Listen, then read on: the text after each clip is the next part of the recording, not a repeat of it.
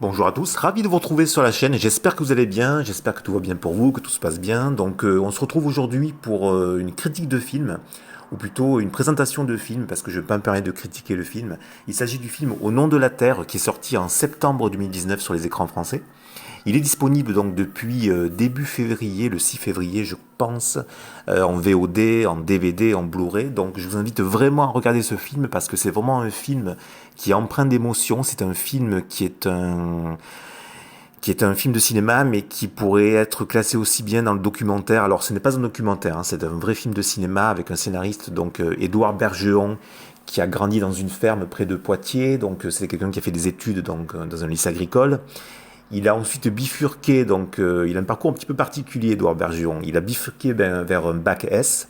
Ensuite, donc, il est revenu travailler donc à la ferme de ses parents, sachant que le film donc qu'il a écrit raconte sa propre histoire. Ensuite, il est devenu journaliste donc pour France 3 Poitou-Charentes et il a terminé donc à la rédaction nationale de France 2. Donc c'est plutôt pas mal comme parcours. Et donc ce film Au nom de la Terre, eh bien c'est la suite d'un documentaire qu'il avait réalisé en 2012 qui s'appelait Les Fils de la Terre. Basé sur les problèmes agricoles rencontrés par les paysans justement depuis les années 70, 80, etc.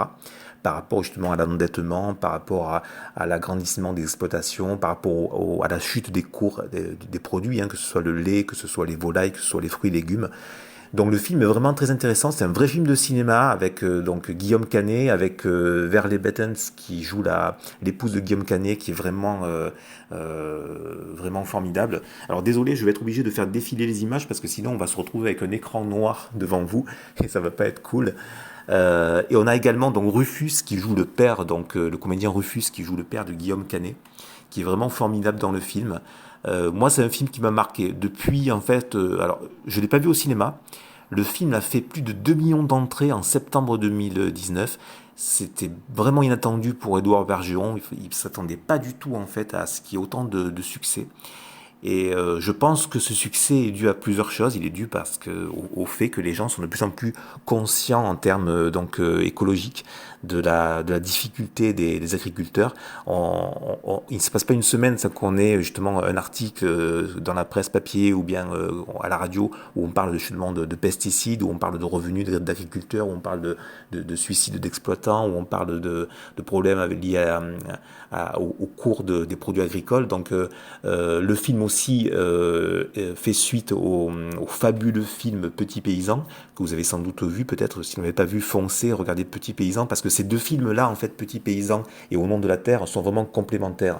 On pourrait les mettre dans un diptyque très très intéressant sur les problèmes du monde agricole depuis ces 20-30 dernières années, notamment liés au coût, au problème de remboursement de crédit, au problème d'agrandissement d'exploitation agricole, au fait que bien les journées n'ont que 24 heures et qu'un exploitant ne va pas forcément avoir les moyens d'embaucher 2, 3, 4 ouvriers sur la saison. Il va devoir se dédoubler, se diviser donc en 3, en 4 pour pouvoir justement s'occuper à la fois de ces hectares de terre, de l'élevage, faire sa comptabilité. Euh, donc tout ce film est basé là-dessus.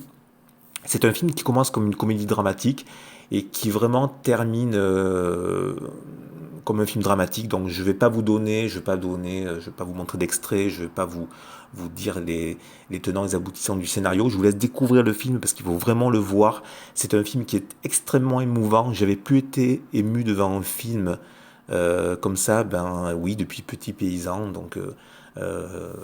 Et pourtant je suis assez bon public et tout, mais j'avoue que là j'ai presque fondu en larmes à la fin du film parce que le film touche vraiment à ces problèmes justement d'exploitation agricole. Là on a donc sur l'écran le réalisateur, hein, donc Édouard Bergeon, qui a voulu raconter sa propre histoire dans ce film là.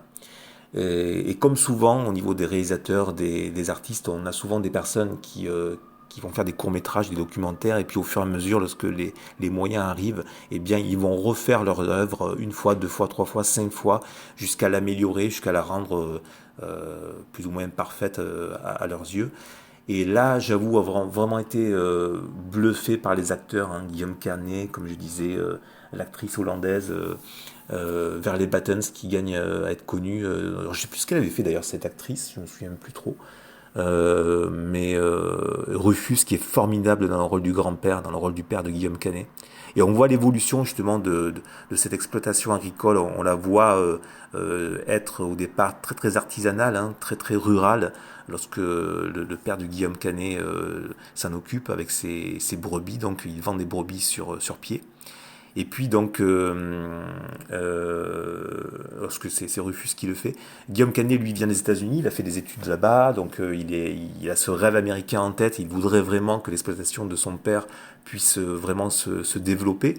Donc il est à fond dans ces années 80-90, hein, dans les agrandissements d'exploitation, l'endettement, l'utilisation d'outils agricoles, etc. Et puis, je vous dis, ce film est vraiment empreint d'émotion parce qu'on fait vraiment partie de cette famille. On mélange leur joie, leur peine, on voit des scènes qui se passent à Noël, au niveau des anniversaires, etc. Donc on a vraiment l'impression d'être accueillis dans cette famille. La caméra est vraiment au plus proche des acteurs. Les acteurs sont vraiment filmés très très près. Et puis j'aime beaucoup chez Bergeron parce que je pense que c'est quelqu'un qui adore la nature, il a grandi dans la nature. Et on voit parfois, il y a des plans magnifiques de coucher de soleil, de lever de soleil sur les champs. Donc des panoramas qui sont vraiment fabuleux en termes de photographie. Donc le film est vraiment très beau au niveau technique. Il est réussi en termes de scénario parce que quand vous êtes vous-même le scénariste, réalisateur et que vous racontez votre propre histoire, on a ce triptyque parfait, on va dire, en une seule personne, on a, tout est réuni, je veux dire, tout est réuni pour que ça fonctionne. Et puis, je pense que les spectateurs ne s'y sont pas trompés, ils sont allés voir en masse ce film. Et c'est pour ça que je voulais faire cette vidéo, parce que ce film m'a vraiment touché, comme je disais, j'avais les larmes aux yeux à la fin du film, par rapport aux événements dramatiques qui arrivent à cette famille. Et puis, c'est vraiment un film qui a valeur de témoignage. Je peux pas en dire plus parce que sinon je vais dévoiler l'intrigue. Mais sachez qu'il a été nominé donc pour la 45e cérémonie des Césars. Et j'espère qu'il aura. Alors, je ne sais pas s'il aura le César du meilleur premier film, mais je souhaite de tout cœur que Édouard Bergeron puisse avoir ce César du meilleur premier film parce que il le mérite amplement. Alors, j'ai pas trop regardé qui sont les concurrents dans cette catégorie-là, mais en termes d'émotion, franchement, c'est vraiment un film qu'il faut voir. Si vous avez mes petits paysans, eh bien, vous ne pouvez que aimer ce film Au nom de la terre. Donc, écoutez, matez-le, regardez-le. C'est un film qui apporte aussi beaucoup de questionnements sur jusqu'où l'homme peut aller en termes de traitement agricole, en termes d'exploitation, en termes d'endettement. Et ce film soulève pas mal de questions. Il vous soulève le cœur autant qu'il soulève les questions dans votre cerveau. Et c'est vrai que c'est un film qui pour moi fait partie des grands films de 2019. Alors c'est vrai que j'abuse des superlatifs, mais j'aimerais tellement que ce film remporte ce César. C'est pour ça que je fais cette vidéo et j'aimerais que vous le voyiez déjà. Voilà, rien que le fait de le voir, je pense que c'est déjà une bonne chose à en discuter avec vos amis, votre famille. C'est quelque chose de très important. Voilà.